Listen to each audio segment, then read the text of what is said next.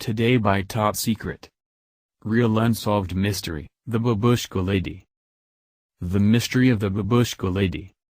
Directly following the assassination of President John F. Kennedy, FBI and CIA investigators began questioning and taking statements from the spectators whom were present on the afternoon of November 22, 1963. Those who were filming or photographing the day, especially when the shots were fired, had pictures and film taken by the investigators. These statements, pictures and films would then be pieced together to determine exactly what happened. The photos and films were not necessarily of the best quality, but nevertheless, they provided evidence that has since been examined over and over.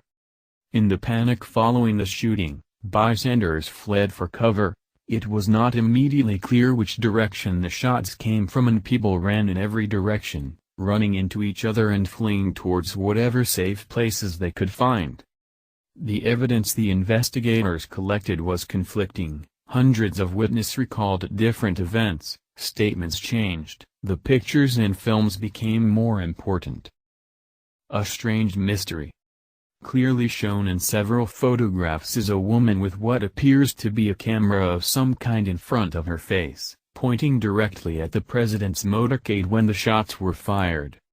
She is located close to the street, and had an extremely good vantage point for capturing the events surrounding the shooting. Over her hair she is wearing a scarf of a tan or light brown color. The headscarf earned her the nickname of the Babushka Lady, a reference to a similar Russian scarf.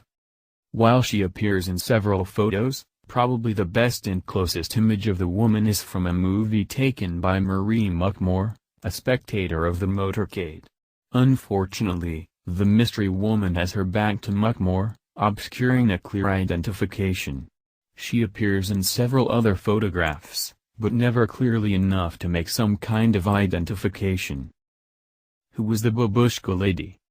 The investigating officials were intrigued. The woman was so close to the shooting, and the photographic evidence shows that instead of running away after the shots were fired, as many people did, the Babushka Lady continued filming the procession. A further call went out from the FBI to everyone who had been in the vicinity of the assassination and had been taking photos or filming. The Babushka Lady never came forward, despite evidence showing that she was capturing the tragedy in some way from a relatively good position.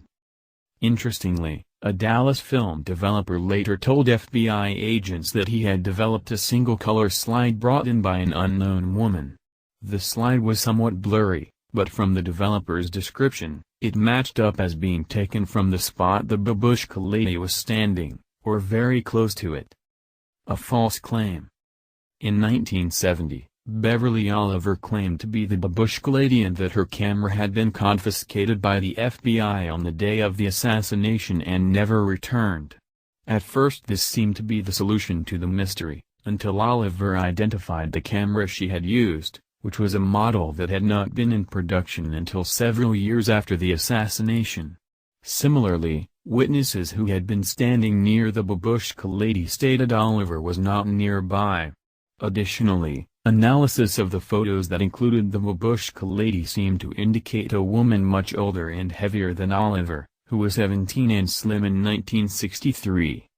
So why hasn't she ever come forward? What does she have to hide? Well, what do you think about the Babushka Lady? Write it in the comment. I think it's mystery. Whatever she's seen, maybe she now the killer of Kennedy.